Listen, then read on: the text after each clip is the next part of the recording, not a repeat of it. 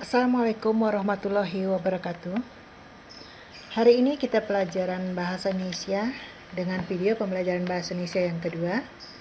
Ya, video pembelajaran bahasa Indonesia ini diperuntukkan untuk kelas 7A, 7B, 7C, 7D untuk siswa SMP Negeri 2 Tebing Tinggi di kelas 7A, 7B, 7C, dan 7D tahun ajaran 2020-2021. Bersama saya Ibu Iparasida SPD MPD. Materi kita materi kedua, struktur dan kebahasaan teks narasi cerita Patasi. Dan buku paket halaman 60 dan 80. Ini buku paketnya halaman 60 dan halaman 70. Halaman 60 sampai halaman 80. Halaman 60 yaitu menelaah struktur dan bahasa cerita Fantasi. Sebelum kita mulai pembelajaran, ada baiknya kita berdoa menurut kepercayaan kita masing-masing. Berdoa mulai.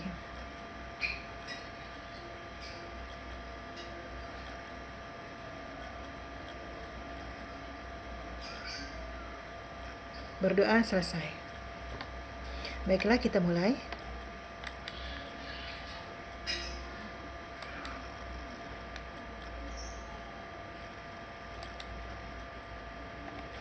Pelajaran Bahasa Indonesia untuk siswa kelas 7A, 7B, 7C, dan 7D SMP Negeri 2 Tebing Tinggi tahun ajaran 2020-2021. Bersama saya, Ibu Iparasida SPD MPD. Materi ketiga yaitu memahami struktur dan kebahasaan teks narasi cerita Patasi, diambil dari buku paket halaman 60-80.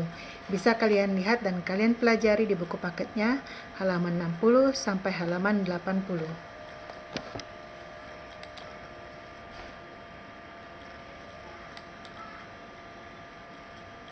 Tujuan pembelajaran. Tujuan pembelajaran 3.3 menelaah struktur dan kebahasaan teks narasi cerita Patasi yang dibaca dan didengar. 4.3 menyampaikan gagasan kreatif dalam bentuk cerita fantasi secara lisan dan tertulis dengan memperhatikan strukturnya, penggunaan bahasa, atau aspek lainnya. Tujuan yang ingin dicapai atau yang akan kita capai setelah akhir pembelajaran ini adalah peserta didik mampu menelaah struktur dan kebahasaan teks narasi atau cerita Patasi yang dibaca dan didengar. Peserta didik mampu menelaah unsur intrinsik teks narasi cerita Fantasi yang dibaca dan didengar.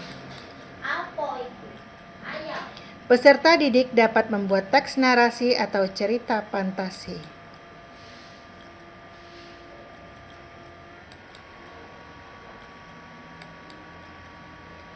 Pengertian teks cerita Fantasi. Sebelum pada video pembelajaran pertama kita sudah belajar tentang pengertian teks cerita Fantasi. Ada baiknya Ibu ulang ya, supaya untuk mengingatnya kembali. Pengertian teks cerita Fantasi apa itu? Bahan tertulis yang berbentuk karangan atau tulisan untuk menuturkan, menggambarkan, atau membayangkan berbagai perbuatan, pengalaman, dan kejadian berupa angan-angan, hayalan, imajinasi, atau rekaan belaka. Contohnya, kekuatan ekor biru naga, bisa kamu lihat di buku paketnya ada, bisa kamu baca. Ruang dimensi alfa juga ada di buku paketnya, bisa kamu baca.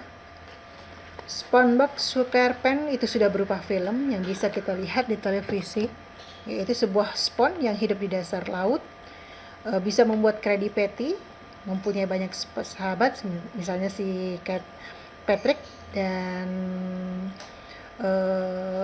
pemain-pemain yang lainnya atau teman-teman yang lainnya.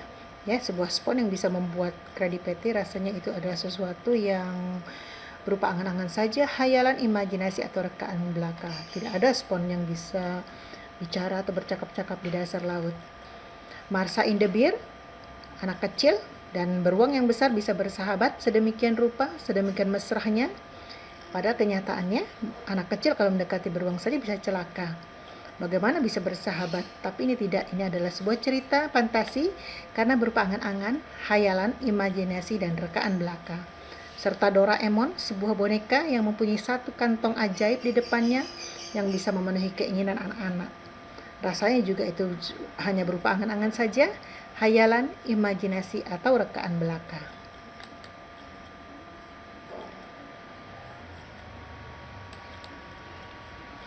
Nah, sekarang kita bicara tentang strukturnya sebuah cerita fantasi. Apa sih, Bu, struktur bagian-bagian dari cerita fantasi itu, yaitu apa saja ya? Ada 4 struktur cerita fantasi. Yang pertama berupa orientasi, yang kedua komplikasi, yang ketiga resolusi, dan yang keempat kode atau penutup. Orientasi adalah pembukaan. Di sana pengarang membuka cerita berdasarkan latarnya, pengenalan tokoh, pengenalan watak tokoh, dan sebagainya, hanya berupa pengenalan saja. Orientasi. Komplikasi sudah mulai ada masalah 1, masalah 2, masalah 3, dan seterusnya. Antara masalah 1, masalah 2, dan 3 saling berhubungan ya. Mungkin ada hubungan sebab, akibat, dan sebagainya. Resolusi penyelesaian masalah, resolusinya bagaimana masalah itu bisa terselesaikan. Dan koda atau penutupnya adalah akhir cerita, apakah happy ending atau sad ending, atau bahagia atau menyedihkan, dan sebagainya. Untuk pengertiannya kita lihat pada slide berikutnya.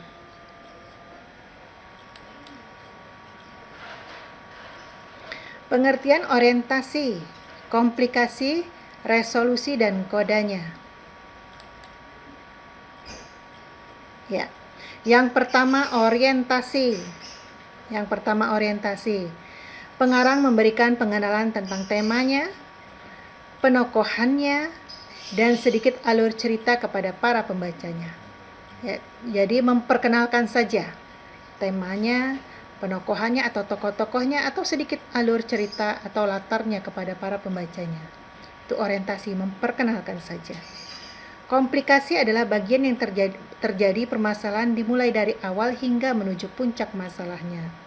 Ya, masalah sudah mulai ada dari masalah 1, 2, 3, dan 4, dan masalah ini saling berhubungan. Resolusi, penyelesaian dari permasalahan atau konflik yang sedang terjadi. Ya, masalahnya selesai terhadap konflik yang terjadi. Kode adalah penutup cerita fantasi. Endingnya dibedakan menjadi 2, yakni happy ending atau sad ending. Akhir yang menyenangkan atau akhir yang menyedihkan. Itu adalah kode penutup cerita.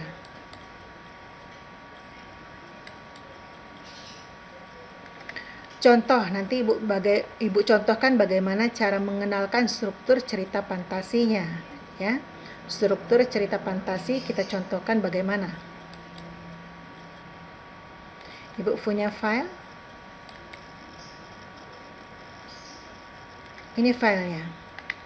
Sepasang saudara penyihir. Ini ada sebuah cerita fantasi terdiri dari 1, 2, 3, dan 4 paragraf. Kita baca dulu. Sepasang saudara penyihir yang terdiri dari 4 paragraf. Kita menelaah strukturnya cerita fantasi sepasang saudara penyihir. Mana yang masuk orientasi, mana yang masuk komplikasi, mana yang masuk resolusi, dan mana yang masuk koda. Kita lihat ya. Paragraf pertama. Di sebuah desa yang damai, hiduplah 2 saudara kembar yang memiliki kekuatan sihir. Mereka adalah Niko dan Arko. Dia memperkenalkan tokohnya. 2 tokoh dari saudara penyihir itu bernama Niko dan Arko, memperkenalkan tokohnya di sini ya. Meski merupakan saudara kembar, namun watak keduanya saling berbeda drastis. Niko sangat sombong dan angkuh sekali. Serta Arko merupakan anak yang baik hati. Sudah memperkenalkan wataknya di sini, watak tokohnya. Niko sombong, Arko anak yang baik hati, memperkenalkan watak tokohnya di sini. Niko memiliki keistimewaan yaitu menguasai sihir lebih banyak, sedangkan sehingga dengan sombongnya selalu memamerkan kemampuannya. Ya, memperkenalkan tokoh Niko dan Arko. Memperkenalkan ini ya. Jadi memperkenalkan termasuk bagian yang pertama, Ibu blok, Ibu copy, dan masukkan ke kolom orientasi atau pengenalan.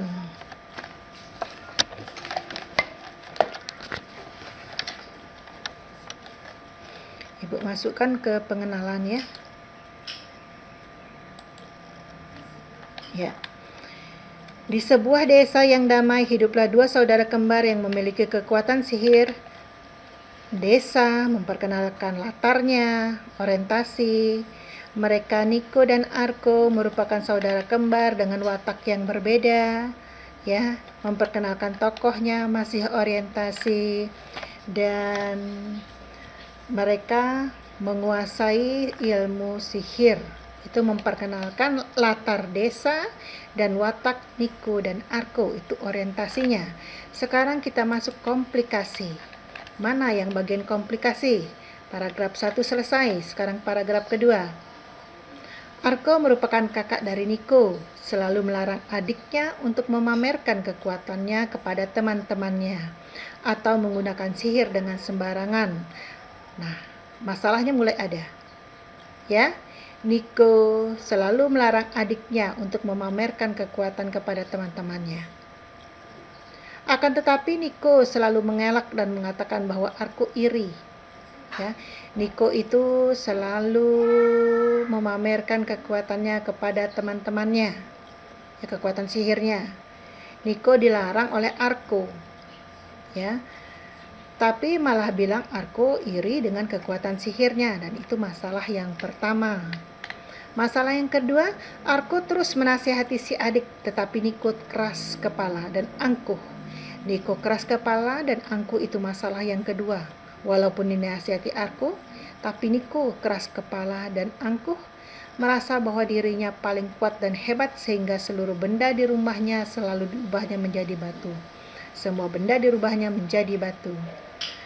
Ada satu benda yang belum diubahnya, yaitu cermin. Niko membacakan mantra, kemudian berniat mengubah cermin menjadi batu. Ternyata terbalik ke arahnya. Mantra tersebut ternyata terpantul ke arah Niko dan jadi masalah. Ya, itu masalahnya. Jadi paragraf kedua dan ketiga merupakan komplikasi. Kita copy, kita masukkan ke bagian komplikasi. Ya. Jadi paragraf kedua dan paragraf ketiga merupakan komplikasi. Sekarang kita cari resolusinya. Paragraf 1, 2, 3 sudah, sekarang paragraf keempat. Niko akhirnya berubah menjadi batu. Melihat keadaan kakaknya, Arko memberitahu guru sihir, kemudian meminta bantuannya untuk membebaskan sang kakak dari sihir yang dibuatnya sendiri. Ya. Namun guru sihir tidak bisa membantu karena mantra itu bersifat abadi, hanya bisa diubah oleh orang yang memiliki telah membacakan mantra sihir mengubah benda menjadi batu. Niko akhirnya berubah menjadi batu. Itu akhir masalahnya. Melihat keadaan kakaknya, Arko memberitahu nenek sihir kemudian meminta bantuan untuk membebaskan sang kakak dari sihir yang dibuatnya sendiri. Dan ini akhir dari masalahnya. Kita copy ya resolusinya. Ya. Niko akhirnya berubah menjadi batu. Penyelesaian masalahnya ya. Penyelesaian masalahnya. Niko akhirnya berubah menjadi batu. Melihat keadaan kakaknya, Arko memberitahu guru sihir kemudian meminta bantuan untuk membebaskan sang kakak dari sihir yang diperbuatnya sendiri. Ya, akhir masalahnya Niko menjadi batu. Ya, Arko minta bantuan kepada guru penyihirnya untuk membebaskan kakaknya supaya yang dari batu kembali menjadi manusia. Tapi kita lihat kodanya, akhir ceritanya. Namun guru sihir tidak bisa membantu karena mantra itu bersifat abadi dan hanya bisa diubah oleh orang yang memiliki telah membacakan mantra sihir mengubah benda menjadi batu. Guru sihirnya tidak bisa membantu. karena mantra itu sifatnya abadi dan hanya bisa diubah oleh orang yang bersangkutan, maksudnya oleh Niko sendiri. Tapi Niko tidak bisa karena sudah bisa menjadi batu. Ya, ini akhir ceritanya. Bagaimana akhir ceritanya? Apakah bahagia atau menyedihkan? Ya, menyedihkan. Ternyata Niko nggak bisa berubah lagi menjadi manusia karena Niko tetap menjadi batu. Yang bisa mengubahnya adalah Niko sendiri, tapi Niko nggak bisa berbuat apa-apa karena dia sudah menjadi batu. Ya, inilah orientasi paragraf pertama, komplikasinya paragraf kedua dan ketiga, resolusinya Niko akhirnya berubah menjadi batu. Arko minta bantuan kepada gurunya, tapi gurunya dikoda. Gurunya tidak bisa membantu karena mantra itu sifatnya abadi, hanya bisa dibacakan oleh orang yang memiliki mantra tersebut, ya. Dan kodanya berakhir menyedihkan, ya. Itu balasan dari orang yang sombong. Ya, kembali kita kepada materi berikutnya. Unsur-unsur cerita fantasi, unsur-unsurnya apa saja? Kalau tadi struktur, sekarang kita bicara tentang unsur-unsur.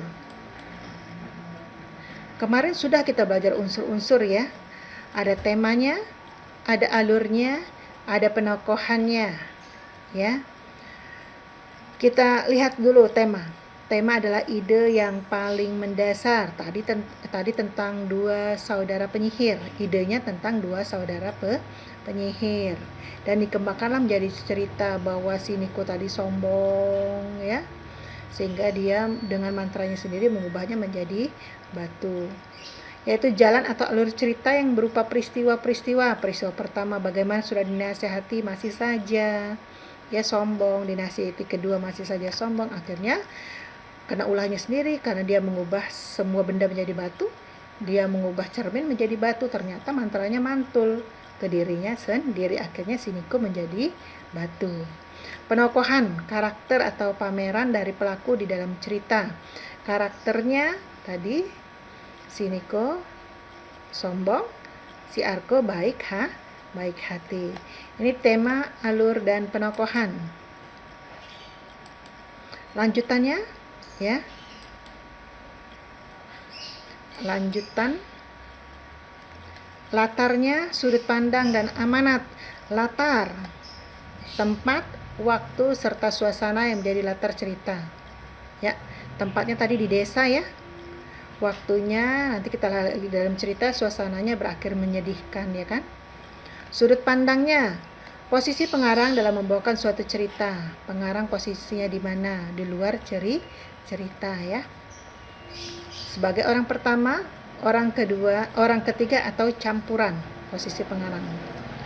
Dan amanat, pesan yang ingin disampaikan oleh pengarang dalam sebuah cerita dalam penokohan. Kalau orang sombong, ya seperti Niko tadi, sombong, angkuh dengan kekuatan yang dimilikinya, ternyata senjata makan tuan dia sendiri, mantranya kena dia sendiri dan dia menjadi batu. Jadi jangan seperti itu, jangan sombong.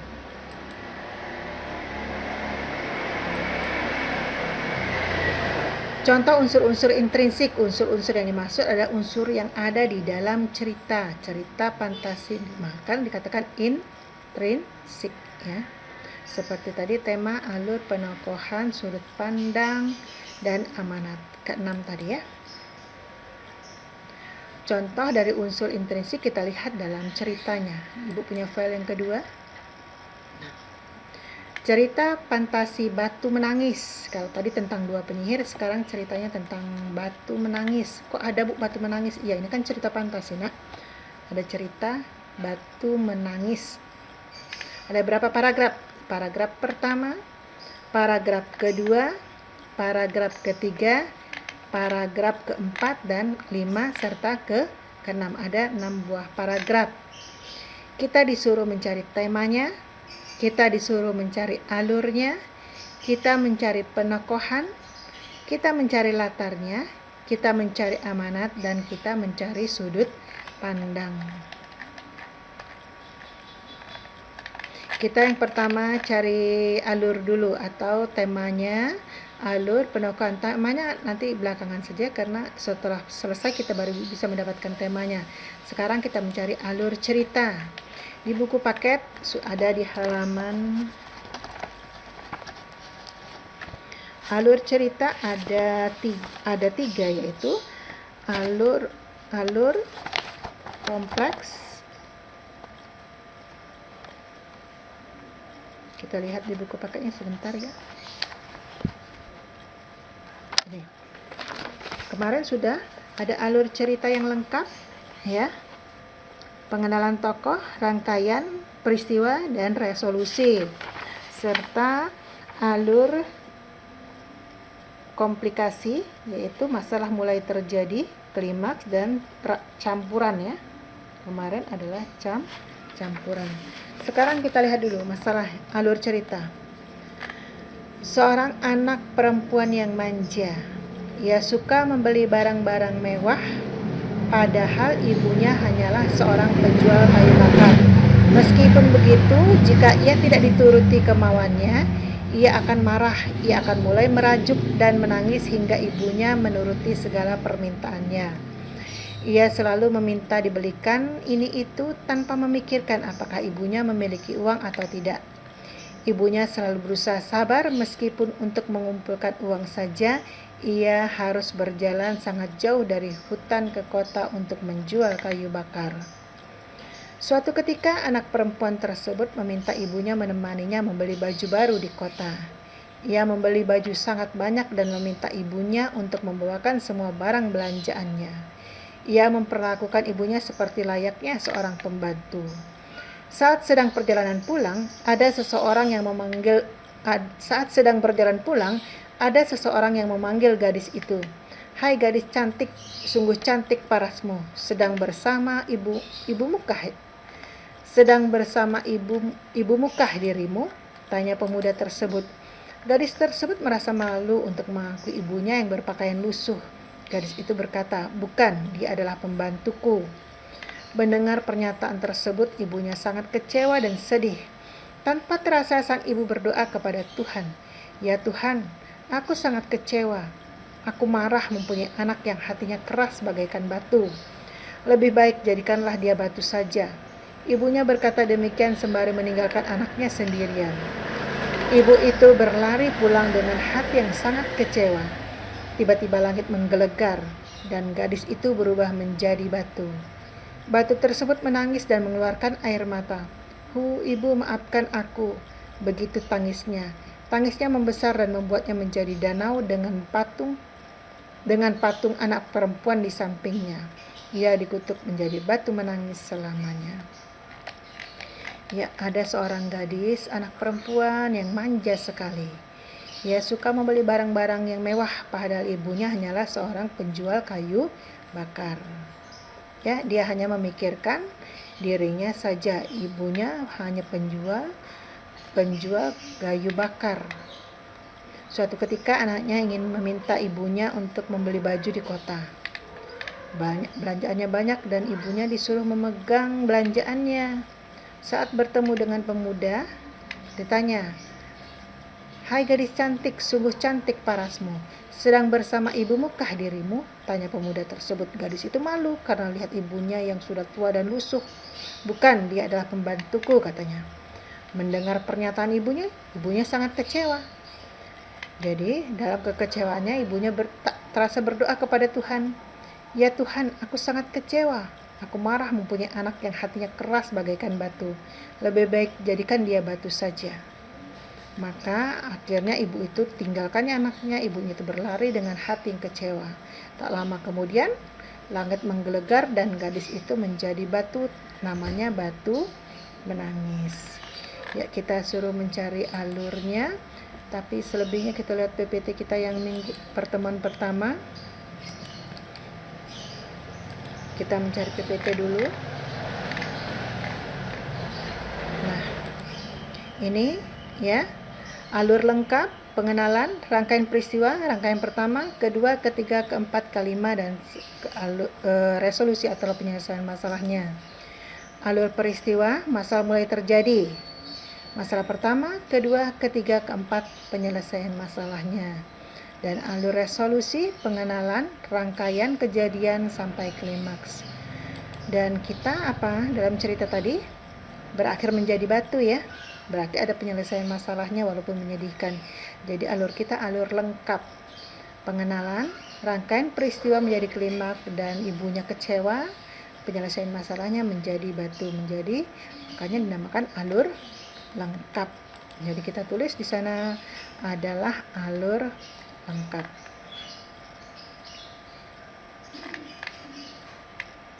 File berikutnya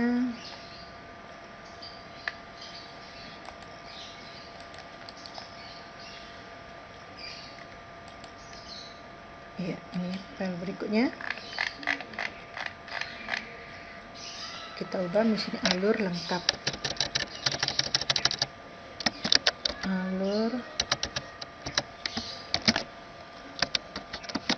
Kita tulis alur lengkap ya. Pertamanya pengenalannya ada seorang anak yang manja. Seorang anak yang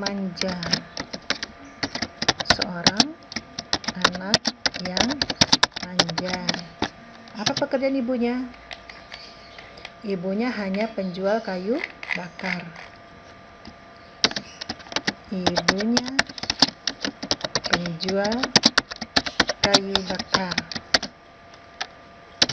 Mereka membeli baju ke kota, membeli baju.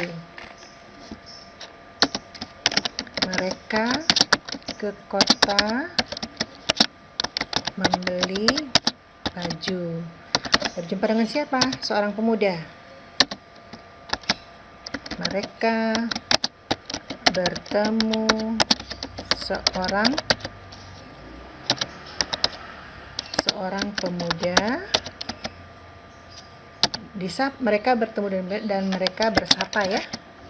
Dan mereka bersapa itu masih bercakap-cakap.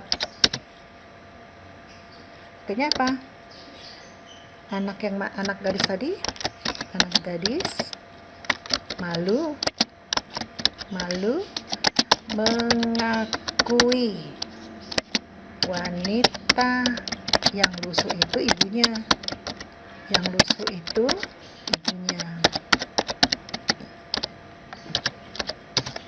Ibunya kecewa. Ya, ibunya kecewa karena tidak diakui anaknya.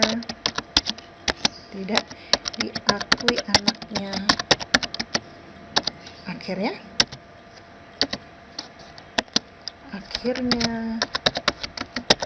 ibunya berdoa.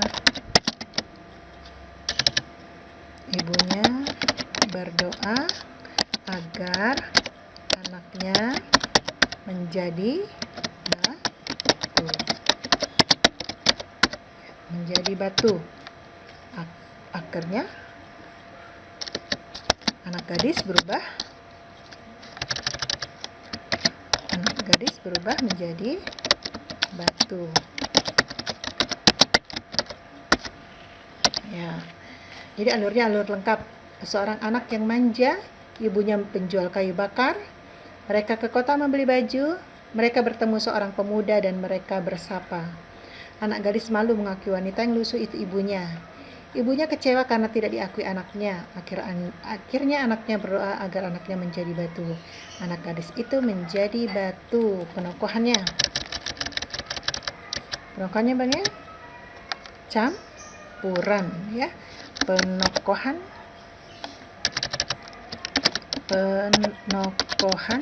campuran ya, menggunakan siapa?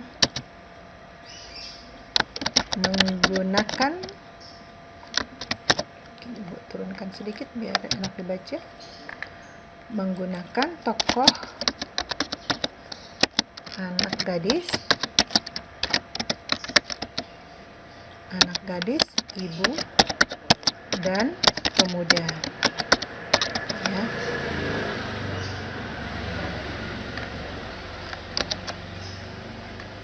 Dan yang menjadi latar cerita kita lihat di sini. ada seorang anak gadis yang manja, minta dibelikan, ia selalu meminta dibelikan ini itu tanpa memikirkan apakah ibunya memiliki uang atau tidak.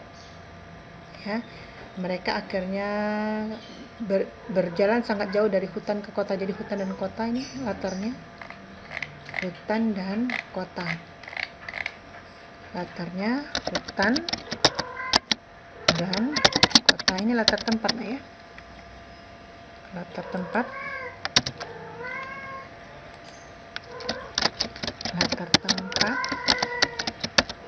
latar waktunya tidak ada ya, tidak disebutkan. Latar suasananya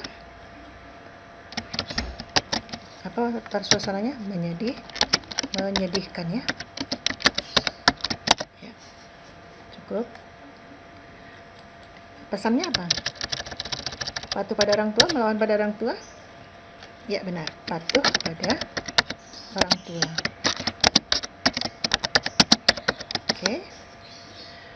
Sudut pandangnya, sudut pandang pengarang. Ya, orang pertama, orang kedua, atau orang ketiga. Di sana ada tokoh-tokohnya tokoh ibu, anak gadis, ibu dan pemuda, berarti orang kedua. Sudut pandangnya, temanya apa? Anak yang manja. Anak yang manja selalu meminta kepada ibunya tanpa tahu, kepada ibunya tanpa harus tahu situasi dan kondisi ibunya.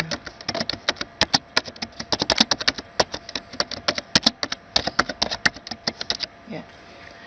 Sudah dapat kita menganalisis, kita menelaah cerita fantasi Batu Menangis ya. Ada 6 paragraf. Hasilnya, temanya anak yang manja selalu meminta kepada ibunya tanpa harus tahu situasi dan kondisi ibunya. Alurnya alur lengkap ya. Seorang anak yang manja, ibunya penjual kayu bakar, mereka ke kota membeli baju, mereka bertemu pemuda dan mereka bersapa. Anak gadis itu malu mengakui ibunya yang lusuh, akhirnya kecewa karena tidak diakui anaknya.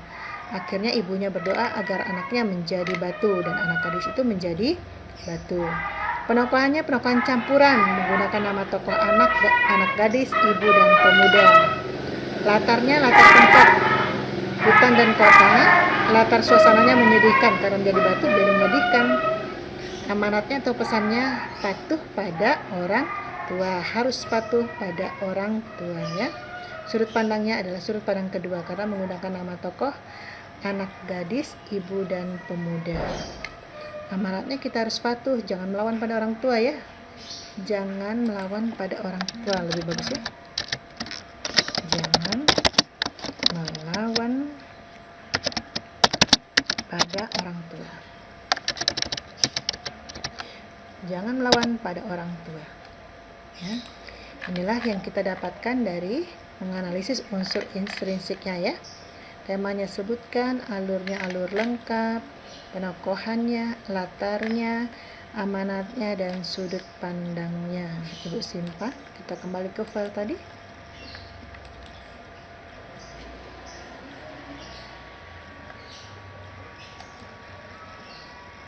Nah,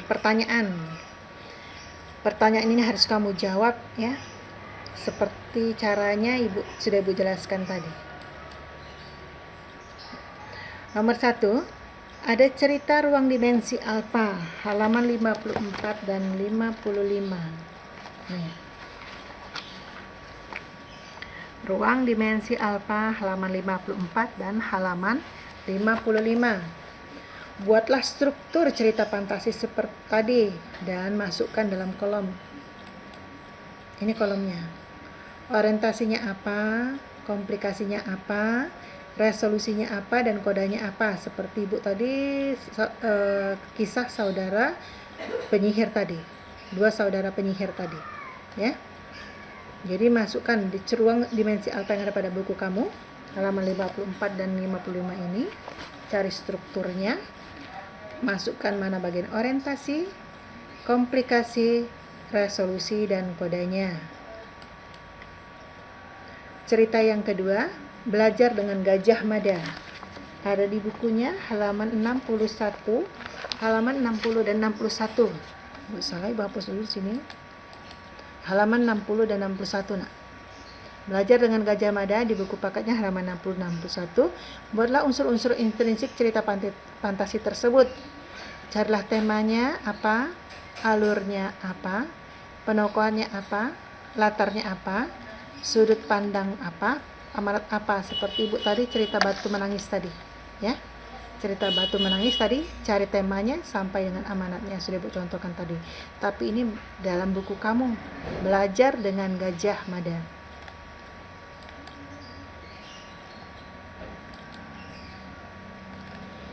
Lanjutan pertanyaan nomor 3-nya, buatlah sebuah cerita fantasi minimal 4 paragraf saja, ya. 4 paragraf, nggak usah banyak-banyak. Temanya boleh dipilih salah satu, ya. Apakah tentang legenda putri suatu kerajaan boleh, atau ikan yang bisa berbicara boleh, atau kisah kelompok hewan di hutan boleh, atau cerita pendekar dari suatu negeri boleh. Jadi kamu disuruh membuat cerita fantasi 4 paragraf saja. Temanya pilih, nomor 1 boleh, 2 boleh, 3 boleh, 4 juga boleh. Pilih salah satu saja, ya.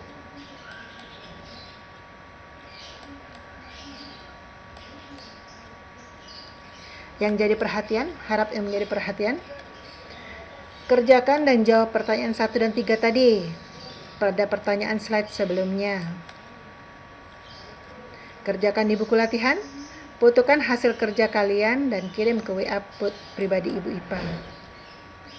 Tugas Ibu kasih waktu 1 minggu dari sekarang. Jangan lupa dalam buku kamu tulis namanya, identitas kalian, ya.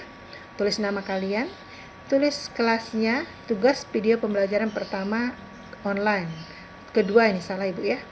Tugas video pembelajaran kedua online. Jadi tulis identitas kamu, jangan lupa di bukunya.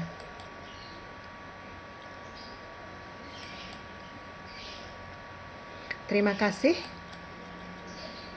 Selamat menjawab 3 pertanyaan yang sudah Ibu berikan, 3, ya.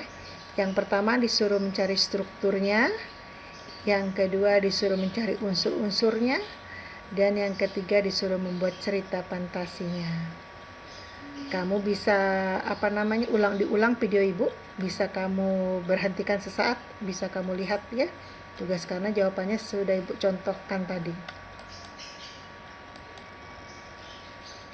Demikianlah pembelajaran kita, pembelajaran video kedua kita tentang memahami struktur dan kebahasaan teks narasi cerita fantasi kita, buku paket halaman 60 dan halaman 80.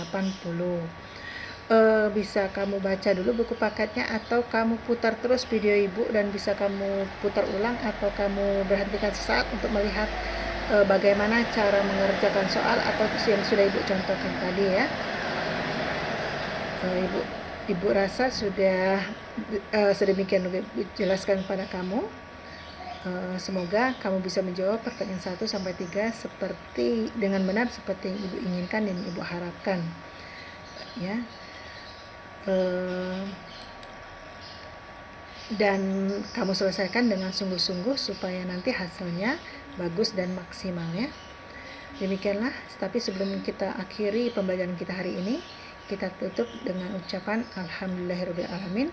Semoga kesehatan dan keselamatan kita hari ini kita dapatkan kepada kita semua. Dan Ibu ucapkan wassalamualaikum warahmatullahi wabarakatuh.